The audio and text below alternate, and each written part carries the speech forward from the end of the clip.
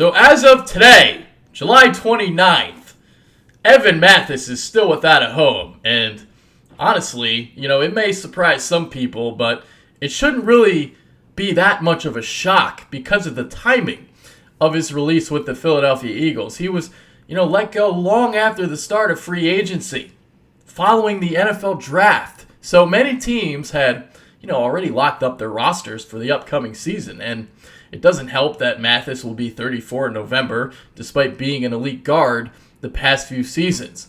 I do, however, look for him to be signed during preseason when injuries occur during the training camps and the games themselves. So he will be on a roster come September, despite what he's asking for. He's got Drew Rosenhaus as his agent.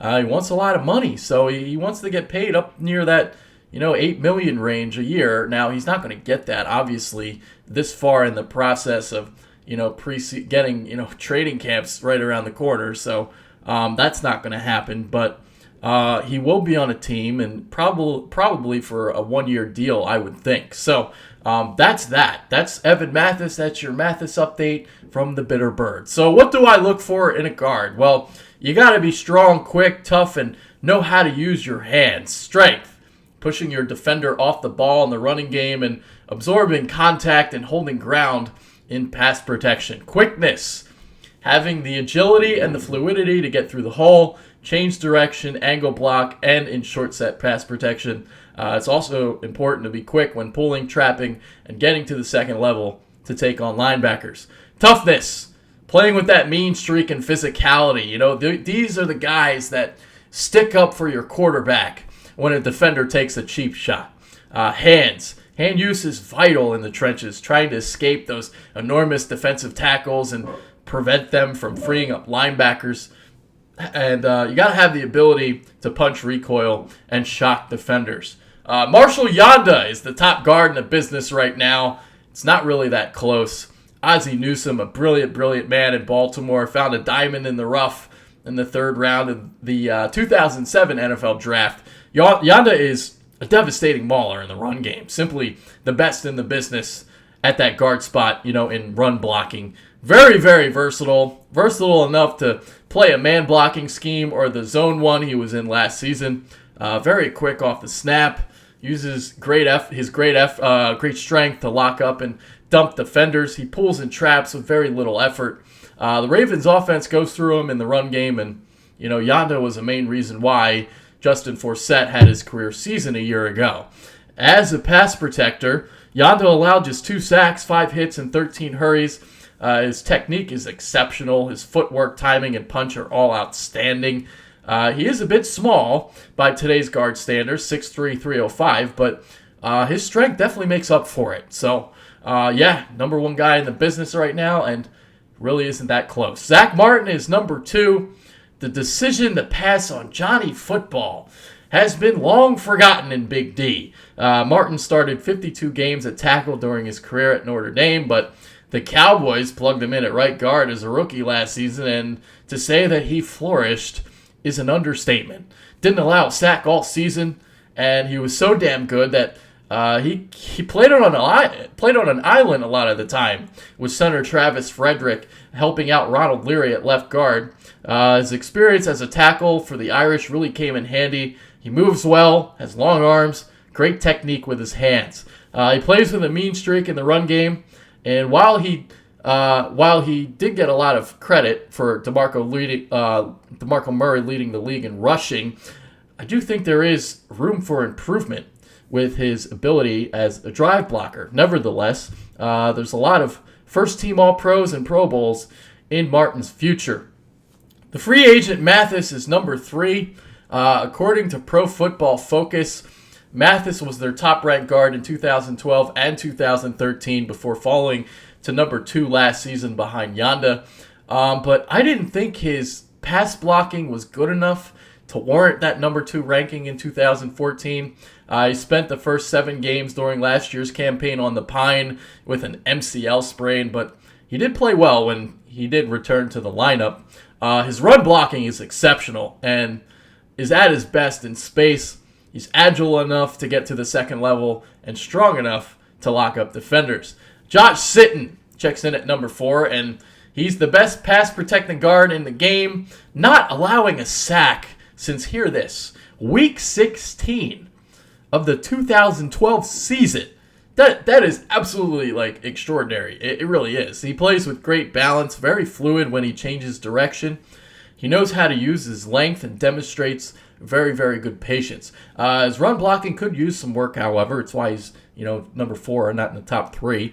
I think he can be a lot better in one-on-one situations. He does have the agility, but he doesn't always lock up at the point of attack. My number 5 guard might be a surprise to some. Martin got all the praise in Dallas because he's in Dallas. He got all that recognition, but Joel Bitonio's rookie campaign in Cleveland wasn't too far off, and for him to step up, take his play to another level following the injury to center Alex Mack, that really speaks for itself. He allowed just a sack a year ago, and at 6'4", he knows how to use his length. He has great balance, uses his hands well to seal the inside gap from an opposing penetrator. Like Martin, he plays with a mean streak in the run game, and I do think he's the better of the two in terms of run blocking. He's very physical and strong on his down blocks. So, Joel Bitonio, number 5 on my list. Some guys may not even know who he is. But yeah, very, very good player. Mike Iupati is my 6th-ranked guard, and the Arizona Cardinals pried the 3-time Pro Bowler away from the division rival San Francisco 49ers in the first day of free agency, and his signing made the formerly lackluster line of the Cardinals a lot more intimidating on the left side with Valdir and Iupati manning the tackle and guard spots. He's a top-notch run blocker. He's comfortable pulling to either side and can locate defenders in space. He's very powerful and pushes his opposition off their spots. His pass blocking, never been a strong suit. Very slow feet, gets off balanced a lot, but run blocking is where he makes his money. I'll just say that. Louis Vasquez comes off a bit of a down 2004 campaign after being outstanding in 2013. But I choose to give him a little bit of a pass for 2014 and still ranked him at number 7. He actually started at right tackle from week 10 on a year ago. He's a lot better in pass protection than he is as a run blocker. He's athletic, he's quick feet, plays with good technique.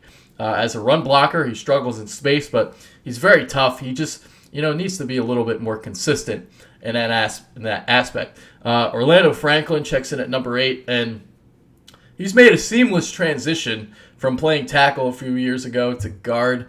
He got a nice little 5-year deal from the San Diego Chargers during the offseason, reunites himself with Mike McCoy. He uses his past as a tackle to his advantage. He uses his power and length to disrupt opposing pass rushers and surrendered just 1 sack a year ago. As a run blocker, he can dominate as both an individual and combined blocker. Again, uses that power to his advantage. TJ Lang is number 9, and he and Sitton form the best guard tandem in the league. Sitton's strength is in pass protection, while Lang is the better run blocker of the two, although he's adept. He's also adept at keeping the quarterback clean. He's powerful, tough, agile, and plays with really good balance. Larry Warford rounds out my top 10. He took, a tiny tad step backwards his sophomore season after a very, very impressive rookie campaign in 2013, but he did miss 3 games due to an injury. At 6'3", 330 pounds, he's not as athletic as the other guards in the top 10, but he's extremely powerful. His hands are strong, and he does have, quicker feet than you'd expect for a man his size. He's a very good pass blocker, but needs to improve in the run game. All right, Kyle Long is number 11, David DeCastro, number 12, Kelechi Osemele, number 13, Brandon Brooks, number 14, Kevin Zeitler, number 15, John Greco, number 16, Jahri Evans, number 17, Logan Mankins, number 18, Alex Boone, number 19, and Brandon Linder checks in at number 20. Long and DeCastro are recognizable names, but Osemele has some serious upside, really emerging a year ago as a run blocker in Gary Kubiak's zone scheme. The other name to watch out for is Linder, who's another guard on this list, coming off a fantastic rookie season, but he's stuck in Jacksonville, so nobody knows who he is. And honestly, he was probably the best player on offense in 2014 for the Jags. Really good pass protector, agile, fantastic upper body strength. So yeah, he fares really well when he's on an island, and he's a really good player. So some other under the radar guards to look out for, I guess.